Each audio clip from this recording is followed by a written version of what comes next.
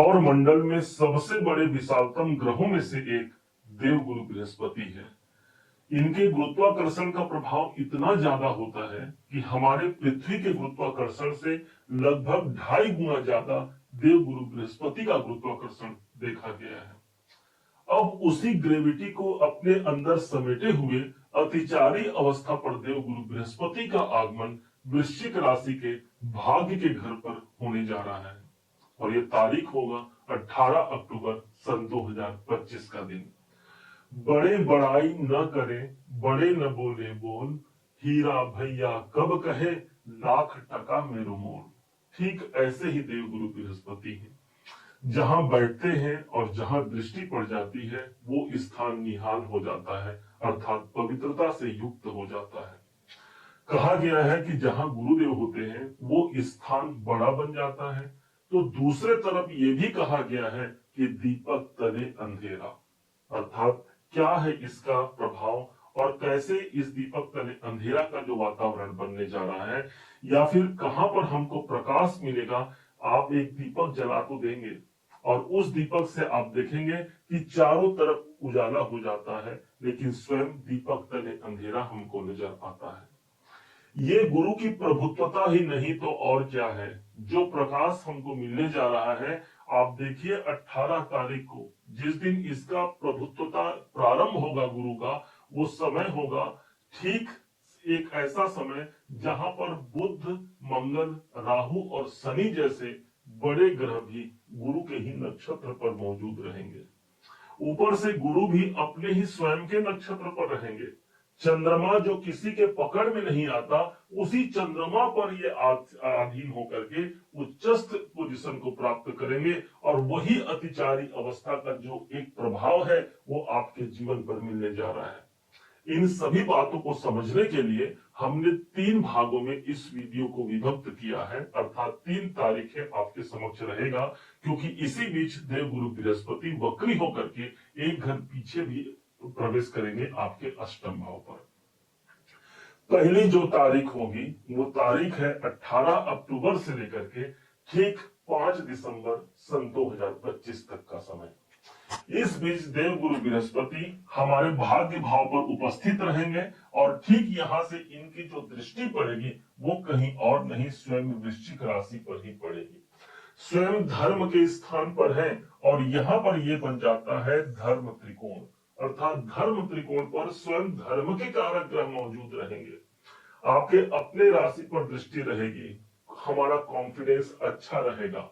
किसी काम को करने के लिए वो जागृति हमारे अंदर विद्यमान रहेगी कि किसी काम को पूरा करना है तो हाँ, गुरु की दृष्टि है, अर्थात गुरु का साथ मेरे पास है। और जब तेरा दुनिया का सहारा क्या लेना, बस तेरा सहारा काफी है, ये वाली बात हमको देखने को मिलेगी जो अपने राशि पर देवगुरु बृहस्पति की दृष्टि रहेगी। उस बेहतर स्वास्थ्य की यदि हम आकांक्षा है हमारे मन में, किसी कारण से स्वास्थ्य में नरमा गर्मी है, तो उस बेहतर स्वास्थ्य को हम ले पाते हैं, गुरु की दृष्टि हमारे लग्न पर रहेगी।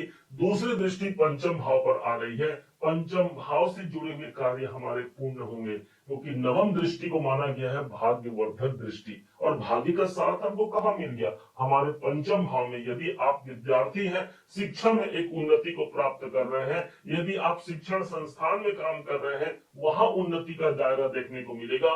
किसी क्रिएटिविटी संबंधी कार्यों में आप संलग्न हैं तो उन क्रिएटिव कार्यों में आपको संलग्न होने का अवसर मिलेगा। न सिर्फ आप संलग्न होंगे बल्कि बड़े बढ़ोतरी का अवसर भी देवगुरु बृहस्पति दिला पाते हैं। संतान लेने की योजना बना रहे हैं, एक अच्छा समय हो गया।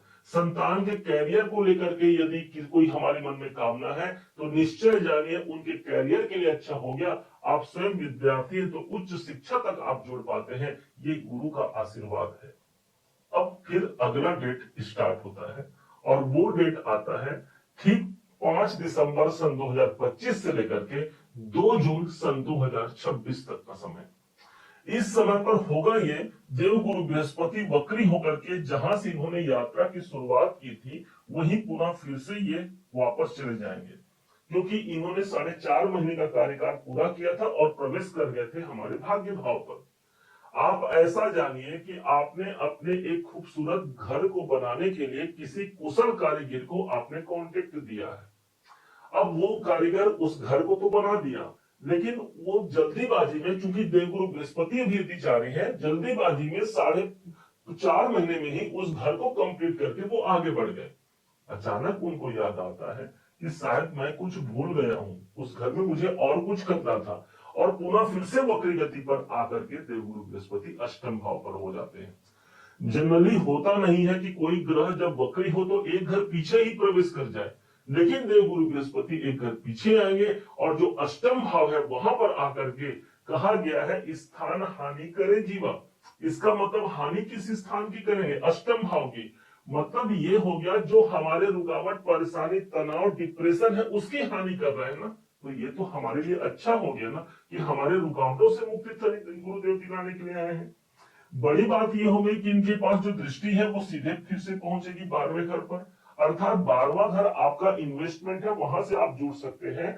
कोई विदेश में रह करके आप काम कर रहे हैं, इंपोर्ट एक्सपोर्ट का काम कर रहे हैं, मेडिटेशन ध्यान से जुड़ा काम कर रहे हैं, योगा किससे संबंधित काम कर रहे हैं, आपके लिए गुरु का ये वरदान ही नहीं तो और क्या है।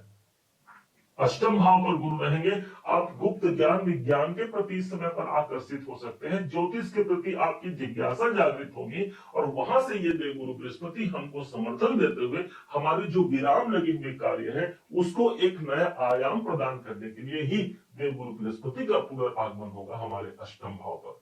बड़ी बात यह हो गई कि इनकी नवम दृष्टि पर चला देखिए, सप्तम दृष्टि तो हर ग्रह के पास होती है, गुरु के पास जो इनकी नवम दृष्टि है वो पड़ेगी सीधे यहां से चतुर्थ भाव पर, और चौथा घर वो स्थान जो हमारे प्रॉपर्टी से हमको जोड़ता है। किसी कारण से भी प्रॉपर्टी संबंधित मामले फंसे हुए हैं, कोर्ट केस चल रहा है, उससे बाहर निकलने की योजना देंगे। यही नहीं, इनकी जो सातवीं दृष्टि है वो हमको धन तक जोड़ पाएगा। अष्टम भाव स्वयं धन की फसाहट है, और धन भाव पर इनकी दृष्टि देना अर्थात जो पैसे फंसे हुए हैं, जो धन फंसा हुआ है उसकी रिकवरी हो पाती है। द्वितीय भाव हमारा जागृत हो रहा है। ये हो गया हमारा दूसरा डेट। अब ठीक इसी समय पर तीसरा तारीख स्टार्ट होता है, और वो होगा 2 जून सन 2026 से लेकर के 31 अक्टूबर सन 2026 तक। इस टाइम होगा ये कि देवगुरु बृहस्पति मार्गी अवस्था पर आ जाएंगे, और पुनः जहां से इन्होंने यात्रा की शुरुआत की थी पुनः फिर से उसी स्थान पर चले जाएंगे। मतलब भाग्य भाव पर ये आज है, और बीच में ये अष्टम भाव पर जाएंगे, फिर से भाग्य भाव पर आ रहे हैं। अब जो काम होगा वो और ज्यादा मजबूती से होगा। मतलब एक बार काम तो कर लिया है देवगुरु बृहस्पति ने ना भाग्य भाव पर, अब फिर से वो काम करेंगे, मतलब उनके लिए वो घर जाना पहचाना होगा। हम और अधिक बेहतर भाग्य की ओर जुड़ पा रहे हैं। भाग्य हमारा साथ देता है, जो कर्म हमने किया है उस कर्म में गुरु का साथ अर्थात ईश्वर की कृपा मिलती है। हम यहाँ पर एक कर्मवान व्यक्ति अपने भाग्य के माध्यम से अधिक उन्नति तक पहुंच पाते हैं। अब यहाँ एक बात विशेष ध्यान रखना होगा कि जब गुरुदेव हमारे रहेंगे नवम भाव पर, तो दीपक तले अंधेरा, हमने सारे संसार को तो उजागर कर लिया, हमने सबको लाभ पहुंचा दिया, लेकिन जब बात आ रही है अपने कल्चर, अपने संस्कृति की, उससे विमुख मत होइएगा। नवम भाव हमारा कल्चर है, हमारी संस्कृति है, गुरुदेव वहां पर बैठे हैं, धर्म से जुड़ने का प्रयास कीजिएगा। गुरुदेव धर्म है। नवम भाव हमारे पिताजी का घर होता है, पिताजी को किसी भी प्रकार से कोई तकलीफ ना आने दीजिए। यहाँ पर स्वयं चंद्रमा माँ की राशि पर गुरुदेव बैठे हैं। एक प्रश्न उठता है कि आखिर ऐसी क्या खासियत है 4 नंबर की राशि पर जो वृश्चिक राशि के भाग्य भाव को सुशोभित कर रहे हैं, जहां पर देवगुरु बृहस्पति आकर के उच्च के हो जाते हैं। ध्यान दीजिएगा, सबसे पहला बड़ा हमारे लिए जो गुरु होता है हमारी माता जी होती है। माँ को सबसे बड़ा गुरु और सबसे पहला गुरु माना गया है। वही बच्चे को सिखाती है क्या सही है और क्या गलत है। ठीक इसी प्रकार देवगुरु बृहस्पति जब माँ की राशि पर जाते हैं, 4 नंबर की राशि, चंद्रमा की राशि जिसे हम माता से जोड़ते हैं, उस राशि पर आकर के गुरुदेव नतमस्तक हो जाते हैं। अर्थात वहां माँ के आंचल में वो विराजमान हो गए, और जो व्यक्ति अपने माता जी के आंचल में रहेगा, निश्चय मानिए उसको वो प्रभुत्व की प्राप्ति होगी। जिस प्रकार से गुरु यहाँ उच्चत्व स्थिति पर आ रहा है, वैसे जीवन में भी वो उच्चता को प्राप्त जरूर कर पाता है। कैसे इस गोचर को अपने कुंडली पर अप्लाई करें, ध्यान दीजिएगा। जहां पर गुरु है, क्या आपके जन्म पत्रिका में भी गुरु वही मौजूद है? चेक कीजिएगा। दूसरा, मान लीजिए उस स्थान पर गुरु नहीं है, तो जहां पर इनकी दृष्टियां जा रही हैं, क्या वहां पर देवगुरु बृहस्पति विराजमान है? यदि हाँ, तो हम ये कहेंगे न सिर्फ गुरु का ट्रांजिट हमको भाग्य भाव पर, अष्टम भाव पर मिल रहा है, बल्कि ये कहेंगे गुरु का ट्रांजिट गुरु के ऊपर से हो रहा है, या गुरु से संबंध स्थापित गुरु कर रहा है गोचर का। और जो हमने बात बताई वो ज्यादा मजबूती से, ज्यादा सार्थकता से हमारे जीवन में आत्मसात होगा। उम्मीद है आप सबने इसे समझा, आप सबने इसे जाना है।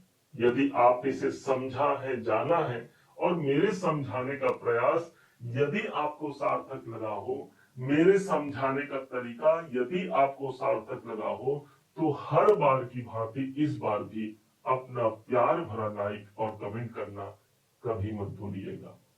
और हाँ, यदि अभी तक आपने चैनल को सब्सक्राइब नहीं किया है, सब्सक्राइब जरूर कीजिएगा।